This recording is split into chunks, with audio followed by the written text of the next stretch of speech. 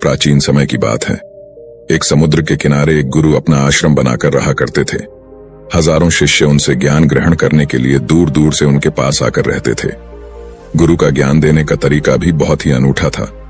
शुरुआत में वो अपने शिष्यों को उपदेशों के माध्यम से ज्ञान देते थे।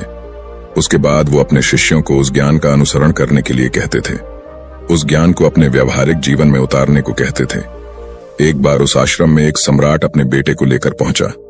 उस सम्राट ने उस गुरु से प्रार्थना की और कहा कि आप मेरे बेटे को अपने आश्रम में रहने दें और अपने तरीके से उसे ज्ञान दें।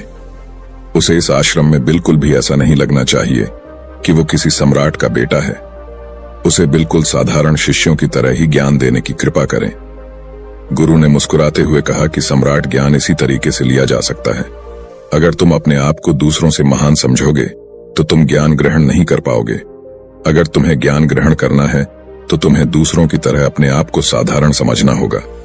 यही ज्ञान ग्रहण करने की सबसे पहली सीढ़ी होती है। तुम निश्चिंत रहो, आज से तुम्हारे बेटे की जिम्मेदारी मेरे कंधों पर है। यह कहकर गुरु सम्राट के बेटे को अपने साथ लेकर समुद्र के किनारे टहलने के लिए निकल गए। आश्रम के बाकी सभी बच्चे उस सम्राट को देख रहे थे। सम्राट अपने बेटे को अपने रथ पर बिठाकर लाया था, जिससे सभी बच्चे समझ गए थे कि यह बच्चा सम्राट का बेटा है। इसी वजह से आश्रम के सभी बच्चे सम्राट के बेटे की तरफ आकर्षित हो गए थे। जब गुरु सम्राट के बेटे को लेकर समुद्र पर टहल रहे थे तो सम्राट का बेटा अचानक फूट फूट कर रोने लगा, क्योंकि अभी वो सिर्फ 12 वर्ष का था और 12 वर्ष की आयु में उसके पिता उसे अपने से दूर करके चले गए थे। ये सदमा वो बच्चा सहन नहीं कर पा रहा था। वो नहीं समझ पा रहा था कि उसके पिता उसकी भलाई के लिए उसे उस गुरु के पास करके गए हैं।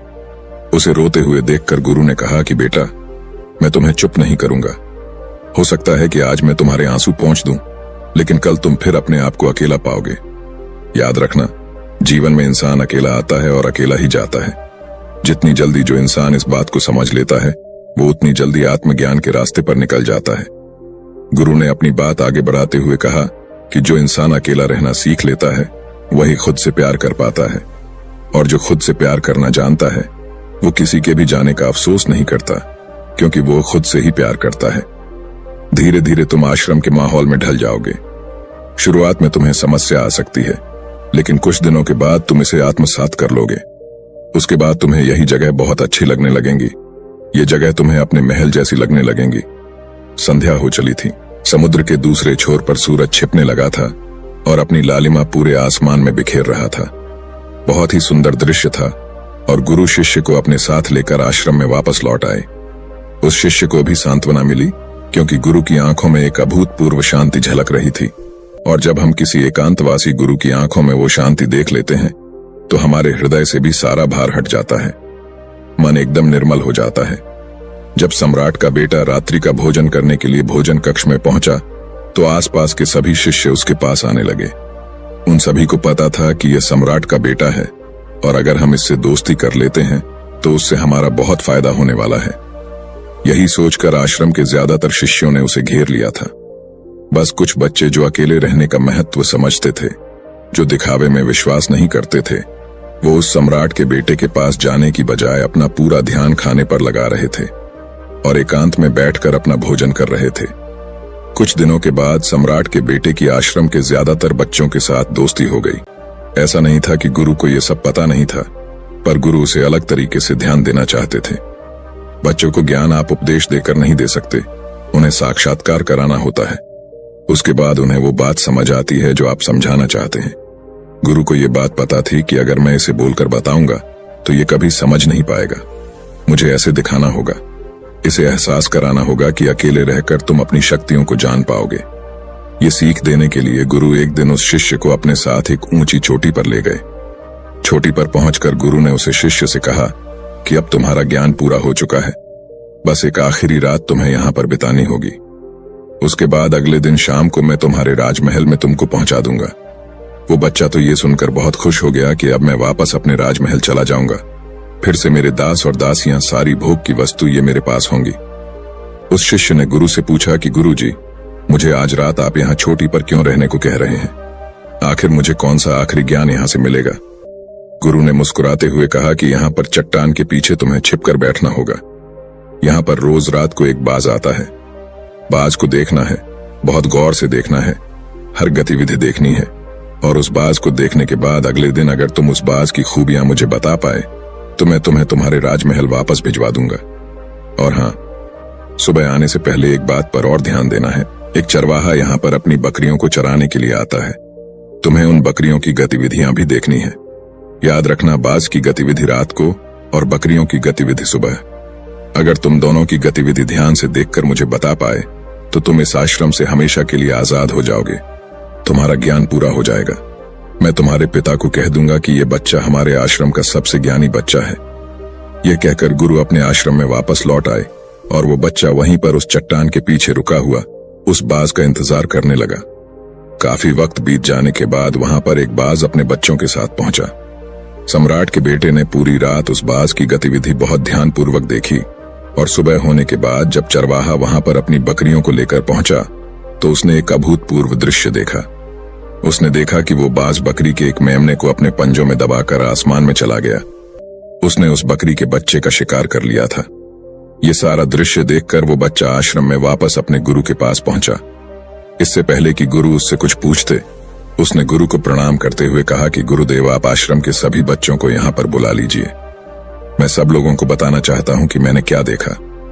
जब आश्रम के सभी बच्चे वहां पर पहुंच गए तो उस सम्राट के बेटे ने कहना शुरू किया कि मैंने अपने जीवन में बहुत से पक्षियों को देखा है, लेकिन बाज लाइए। बहादुर तो वो लोग होते हैं जो तूफानों से टकरा जाते हैं। कायर तो अपने घर में, अपने घोंसले में, अपनी जगह में आराम से बैठ जाते हैं।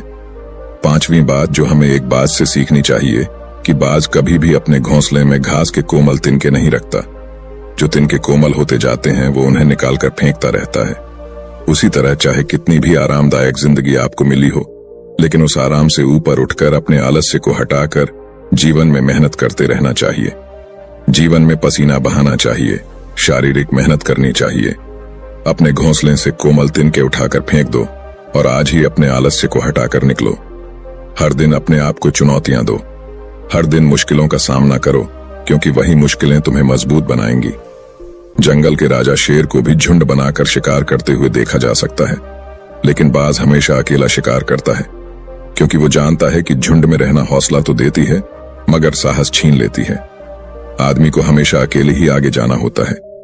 यही कारण होता है कि वो जल, थल और नभ सभी जगहों पर अपने शिकार का परचम लहरा सकता है। बाज की उम्र लगभग 70 साल की होती है, लेकिन 40 साल में ही उसका शरीर पुराना हो जाता है। नाखून उसके पैरों में धंसने लगते हैं, पंख उसके शरीर में चिपक जाते हैं, उसकी चोंच खराब हो जाती है, उसका शरीर भारी हो जाता है। ऐसी स्थिति में शिकार करना तो क्या, जीने की भी हालत नहीं रहती उसकी। ऐसे में उसके पास सिर्फ 2 विकल्प होते हैं। पहला, या तो वह खुद की इस अवस्था को स्वीकार कर लें और भूखा प्यासा मर जाए, किसी दूसरे जानवर का शिकार बन जाए, और दूसरा विकल्प यह होता है कि वो 6 महीने एक बहुत ही दर्दनाक प्रक्रिया से गुजरे और खुद को फिर से पहले जैसा मजबूत बना लें। लेकिन बाज दूसरा विकल्प चुनता है। इसके लिए वो खुद को एक बहुत ही ऊंचे चोटी पर ले जाता है, जहां वह पहले अपने सारे पंख खींच खींच कर निकालता है और फिर चट्टान पर पैर मार मार कर अपने पंजे कुतर देता है। उसके बाद उसी चट्टान पर अपनी चोंच को पटक पटक कर पुराना हिस्सा निकाल देता है और इस लहूलुहान अवस्था में खुद को दूसरे जानवरों से छुपाता फिरता है। अगले 6 महीने तक वो इसी दर्दनाक प्रक्रिया से गुजरता है और इंतजार करता है नए चोंच, नए पंखों का।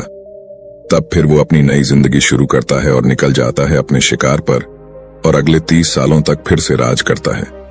इसीलिए समय आने पर हमें भी अपनी पुरानी आदतों को त्यागना होता है और कुछ नया सीखना होता है।